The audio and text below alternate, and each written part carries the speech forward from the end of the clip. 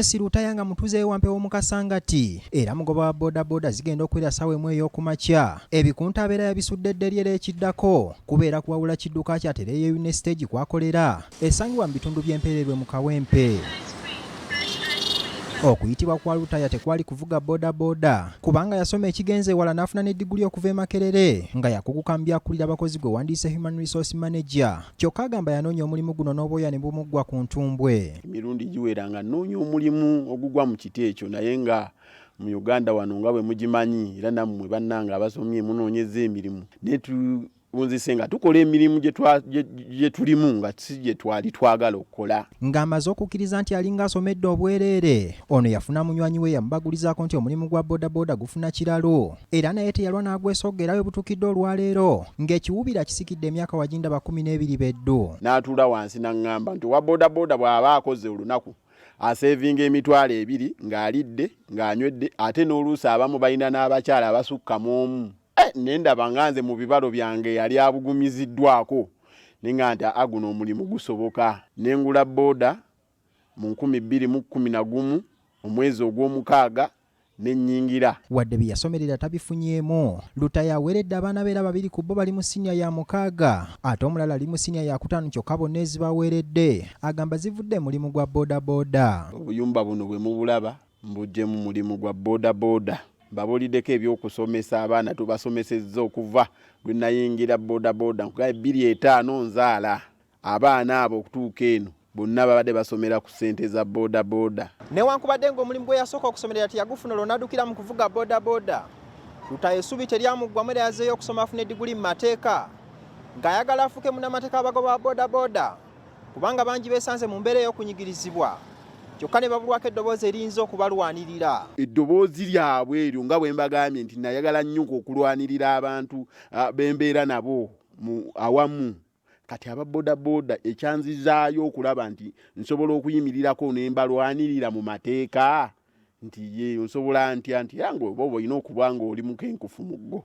So kyekyanzizaayo okusoma era ebiseera bingi ebisinga obungi bwe mbeera ne bannange mbagamba nti buli kintu kikyasoboka. Ddiguli Lutaaya gy'asoma agisomera ku Pentecostal University Rubaga era bwe ziwera ssaawa 9 ez'emisana jaketi mwavugira bodaboda zeeyambula n'agenda ku ssomero era bannamateeka nga Lord Mayor Erias Lukwago, Medali Lubega Sseggona ne Anthony Wameri be bamusikiriza okwesogga amateeka agabangukemu kyokkerezi muwerera ziva mu boda. Abo be bantu be neegomba era yali olumodo yange mu mateeka. Lutaaya si musanyufu n'ababodaboda banne abambala mu ngeri eswaza omulimu gwabwe kyokka agamba abamu ku bo balina obwewolerezo kubanga ku bodaboda zaabwe kubasula era kwe kubeera n'ebijaketi ebingi. Waliyo bannaffe abakola okuva ku makya ng'annyuka ssaawa 11 ez'okumakya aye ne wabeerayo bannaffe ng'omulimu gwa bodaboda bagufuula ennyumba ne bagufuula amaka. Tojja musanga ne jaketi 6 jaketi 4 ng'asula ku piki nga olumalo givuga olw'okuba streets zaffe kati ezimu zaaka apaakinga wa paakinze ne yeebaka n'enkya n'agikeererako. So kati ekyo kimuyamba bannayuganda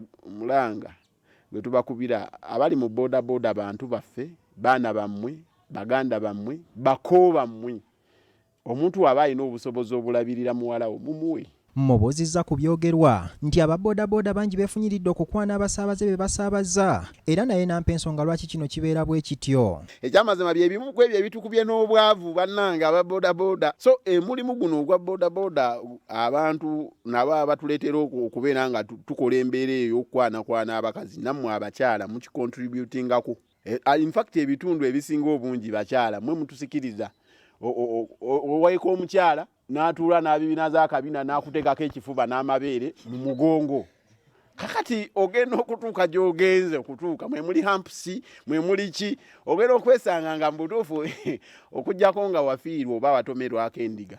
Ebintu bikyuka. Mukyala we nga Agnes Lutaaya yeenyumiriza nnyo mulimu bbawe gwakola kubanga basobodde okugujjamu ennyumba ezitali emu ate ng'abeera n'essuubi nti olunaku gye luzibira nga bala omugaati n'enkota y'ettooka akomyewo nabyo. Omukyala ow'omwami avuga bodaboda tasula njala bw'afuluma bw'ati ne wabanga alese wakati wali sukaali oba kushiwaddiru nti kaafulumye bw'ati agenda kudda neki ne sukaali w'abaana ate era n'ettooke shiwaddiru kubanga ye bw'afuluma bw'ati tasobola kuddira awo. Lutaaya stage kwakolera esangibwa Mpererwe mu Kawempe ng'eyitibwa Mpererwe Tula Road stage era ssentebe waayo ng'erina ne Sako mwe batereka n'okwewola ensimbi era abagoba ba bodaboda bakola nabo bamulinamu essuubi nti singa anaab'emisomo agikubye oluku mu mutwe banaaba tebakyakwatwako gw'ate abalina munnamateeka. Wa bodaboda tekitegeeza nti wa bodaboda yalina okubeerawo nga tamanyi kuwandiika, tamanyi luzungu, tamanyi kukola mikwano, tamanyi butya bw'asobola kwegattako kuva ku level ndala kudda ku ndala. Era ye enteekateeka yakuwolereza wa bodaboda okulabika nti wa bodaboda wafuna obuzibu